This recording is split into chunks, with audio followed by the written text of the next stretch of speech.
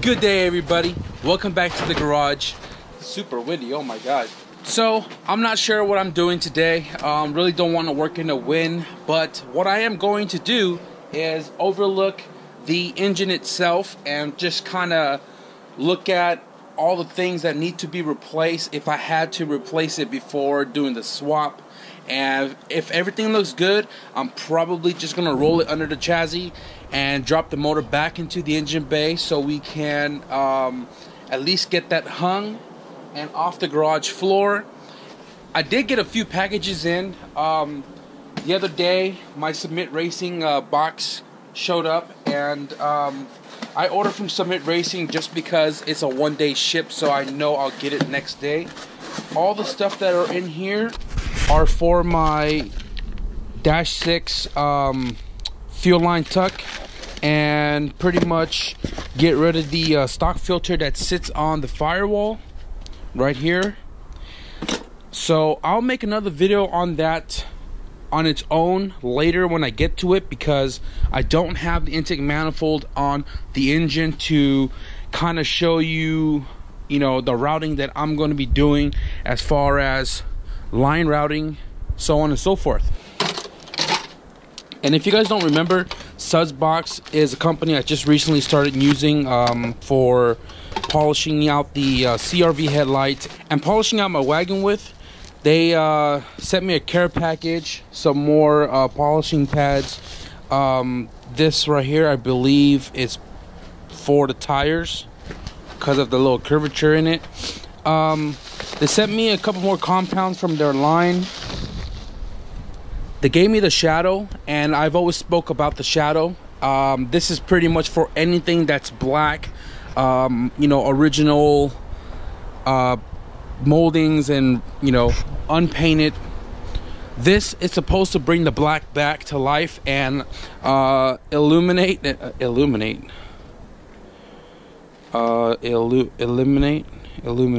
is like the guy's channel, on Randy's channel. Anyways, sealant wax hybrid. So obviously you're going to be using this after the delete and revive compound. So I truly appreciate Sudsbox for sending me this care package. I will definitely make a video and show how these effectively work. So that, and then I also got another box right here, which came from CGS Wiring. I will open that on another video when I do the install. So you guys are just gonna have to sit back and wait for the videos to drop. Man, this wind is ridiculous. Oh, and my buddies came through earlier to my house with not me being out here, dropped off their car and took off. And I believe they went to go get some pizza. But look at this. Stretch tire life.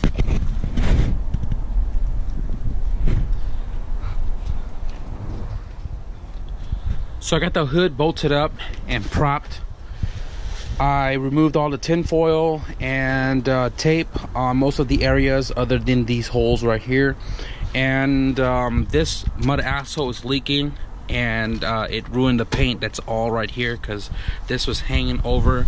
And it kind of makes sense now because this was completely full when I first bled it. Now it's all the way at the bottom. That's coming out because I am doing the GSR booster and master, given that this has DA spindles, calipers and all. Supposed to go to the junkyard today, but I spent my morning editing my video you guys should have seen yesterday.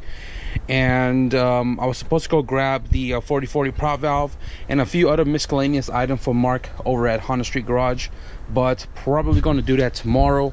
I can always access that when the motor is in. So right now, like I said, I'm going to prep the engine to go in the car.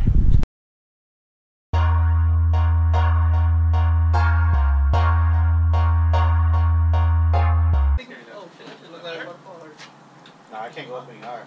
Just move this back. No, that jack is maxed already. So just move it back here. Oh shit. Nah, Dana knows. Dana knows. They don't know what he's doing. I know You my better watch limits. out, like you better. The only limit that I don't know is that wood, because I don't use that wood.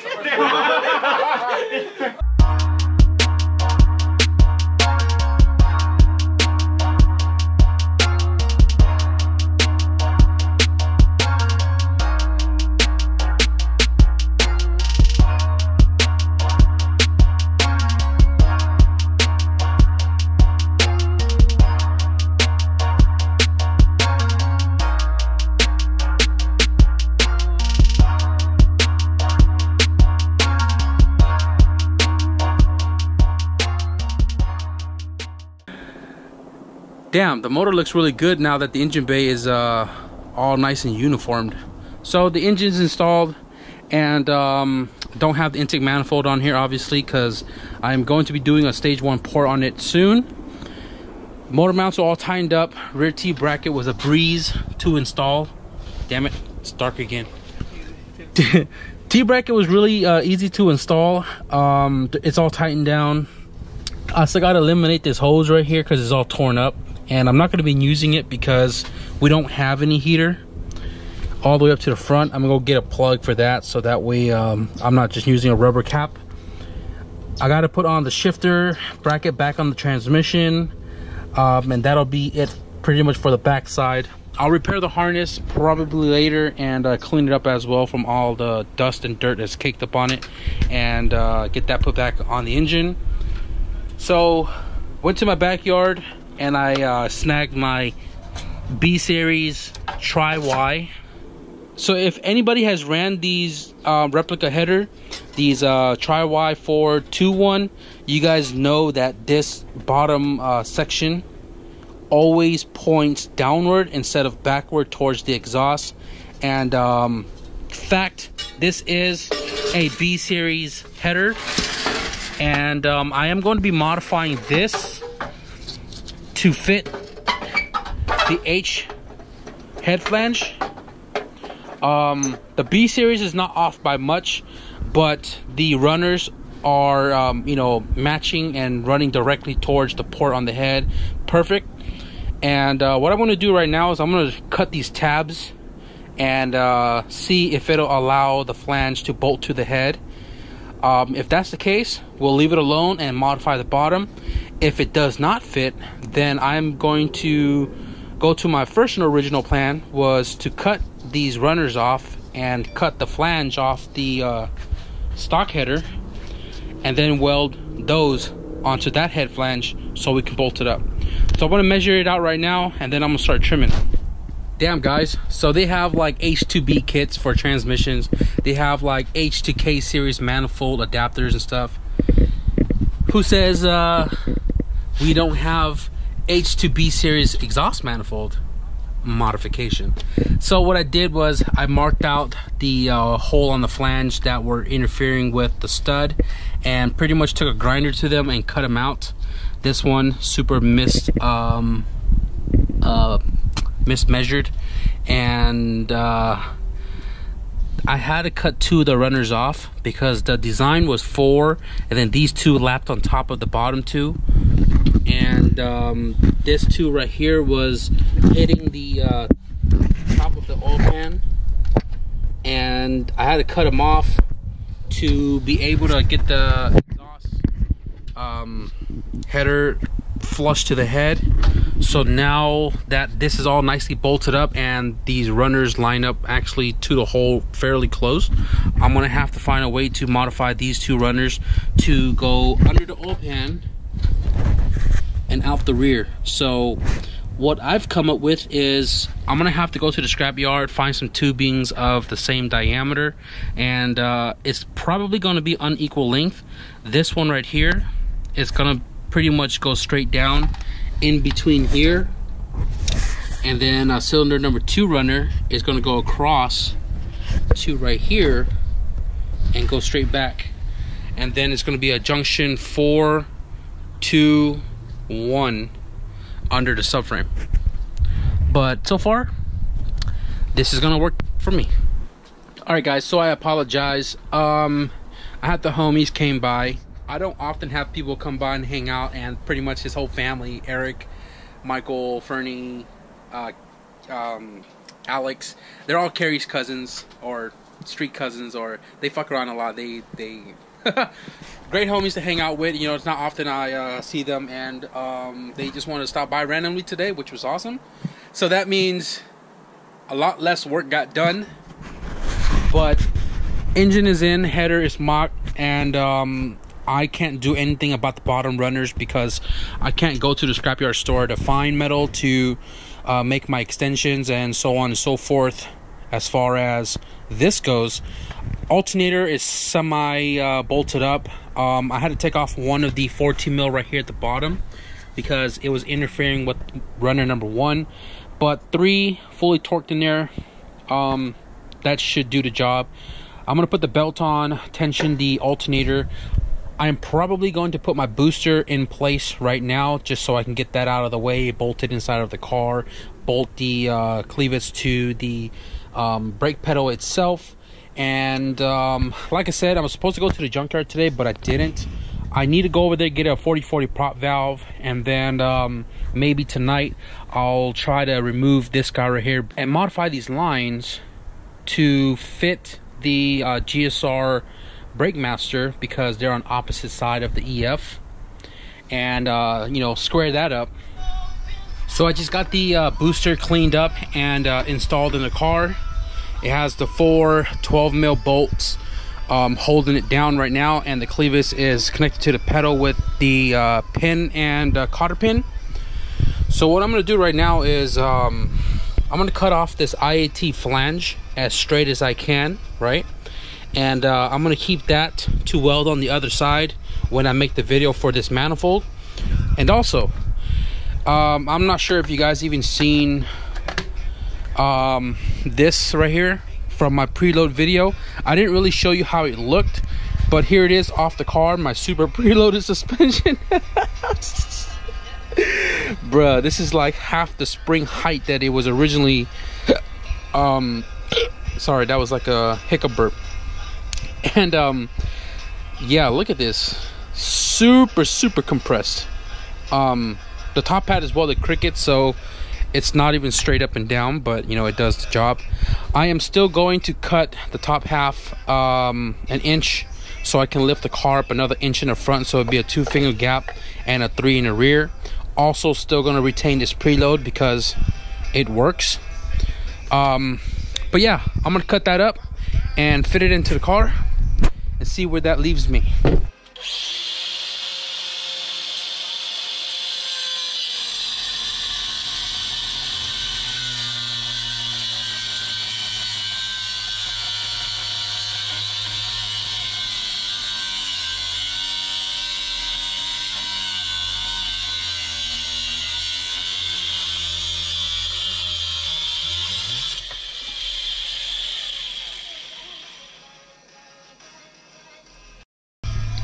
Alright, got the intake manifold installed on the head with 1 bolt at the very top center, and that's pretty much holding it in place.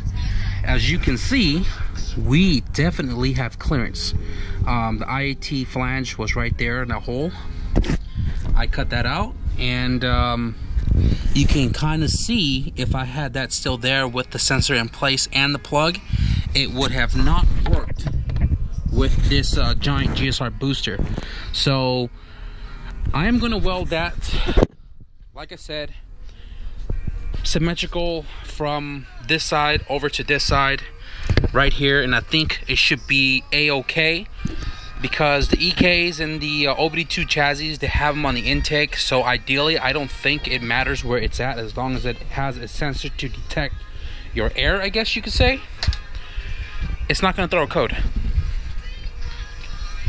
But we're golden here, and I'm going to be eliminating this as well when I port this intake manifold, so we can get rid of this secondary valve and do all the port work and stuff to get, you know, obviously more flow or whatever. But yeah, so I'm going to take this out. I'm going to fit the master and see if I can't get those lines to fit. Otherwise, I'm going to have to modify them. I have some fittings to make new lines. Yeah, that was some real loud gunfire right here.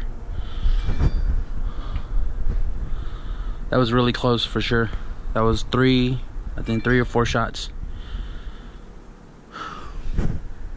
Yeah, I think it's time to close the garage. So guys, look, I got my light with me. It's always in my back pocket, but I am here at my grandma's house, my cousin's house, where we painted the truck. And give you guys a quick look on the truck real quick. It's been about 2 weeks? About 2 weeks. Yeah. About 2 weeks. Paint is definitely cured, and we're just waiting for the right time to really get down with the color sanding and polishing, buffing, and whatever with this car. But you guys can see, oh my god, the clear is like, this part still amazes me the most. I don't know why, but you can see how thick the clear is laid on here. But yeah, the truck is ready to be cut and polished. Just gotta find the time to get here and do it. Oh no, gotta come here on his day off, whenever that is. I got all the materials at the pad, and he's got some compound and stuff up there as well, some new polishing pad and all that good stuff. I'm also here to pick up a package. We'll open this when we get home and see what this is. I mean, it looks kind of torn up. I did not open this, I swear to God. Did you? Maybe? No, I didn't open No? Oh, we just blame Dylan, huh? The little baby? it. The delivery man. The delivery man. So, yeah, I'm excited to see what this is. I have no clue. He told me I can use it, and can't wait to get home to open that. So, if you guys want to stick around for the truck cut and polishing, be sure to subscribe. And oh my god, look at that. And before I get on out of here, I just want to show you guys, I still have my Rega Masters for sale. They are on my cousin's car, just hibernating, because, you know, he sold his wheel, and I had these just sitting around in the garage. And it looks good on his car, honestly. Like, I'm not in a rush to sell it, but, you know, if I don't, it stays rocking on this car. But I miss them, I really do. But I got the spoons now, so. Alright guys, so I'm back home, and I am going to open this package. It doesn't say where it came from other than EG Action or something, but it says right here 1X Underwater. And as I've mentioned, I did not open this package. This is how I got it, and this was sent to me from a subscriber. He asked me for an address to send me something that I could possibly use, and I'm curious to see what this is. So we're gonna go ahead and open this up with my homemade knife. Right, this thing right here is made from the flat stock that I was using to cut to make the motor mount ears support. And just to give you guys a quick idea, here's a piece of paper, right? Yeah. Anyways, so let's get to opening this with one hand, cutting towards myself very, very dangerously.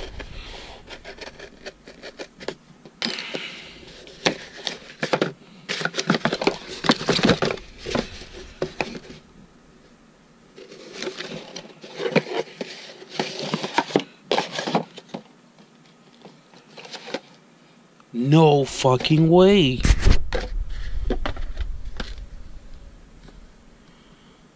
Wow.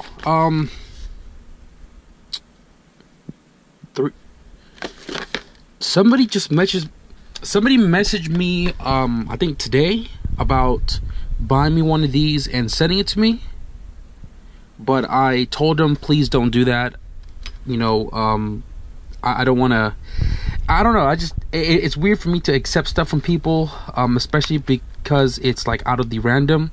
But the person that sent me this, I'll put his name right here, didn't tell me what it was. I didn't ask what it was. He just told me that it would help me a ton.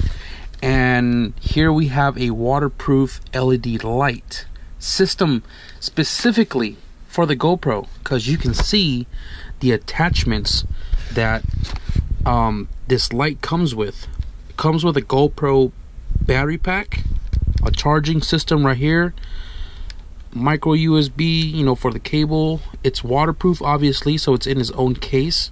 So this mounts to your stick, and this mounts your GoPro. Dude, this is freaking awesome. So the caveman, thank you for sending me this waterproof LED GoPro light set. I am truly blessed and thankful for people like you, people that support me in what I do and try to help me better in everything that I do for you guys. I can't thank you enough. I will definitely put it to great usage, probably starting tomorrow, because you guys know me. I work into the night, and my Harbor Freight one was really dying out. I wasn't sure if it was the batteries going out or if the LED is just bunk, but I am going to start using that tomorrow. I'm going to mount it on my GoPro stick in a little bit here. And for those that's been asking about P.O. boxes, guys, I don't have one at the moment, but I do plan to open one really soon. And I'm going to do the payment plan of 6 months at a time, so I don't have to frequently visit every 3 months and so on and so forth. But until funds free up for that, I'm probably just going to have stuff mailed to my grandma's house. You know, I go out there and pick up my mail frequently anyways. Just hang tight. I am going to open a P.O. box, and I will mention it in whatever video that I go and do it, and all of the information to send me anything you guys want to send me, fan mail, any contributions to the build, or just anything cool in general you want to send my way. I will put all the information in the description below. I am going to cap out this video right now because it is 11 o'clock. So be sure to like, comment, and subscribe, guys. So if you guys want to see more progress on the CRX, definitely stick around. We are getting closer every step of the way to getting the CRX put back together and running again, so we can hit the dyno and be prepared for March's race. So with that being said, guys, thank you for watching, and I will definitely see you guys in the next video.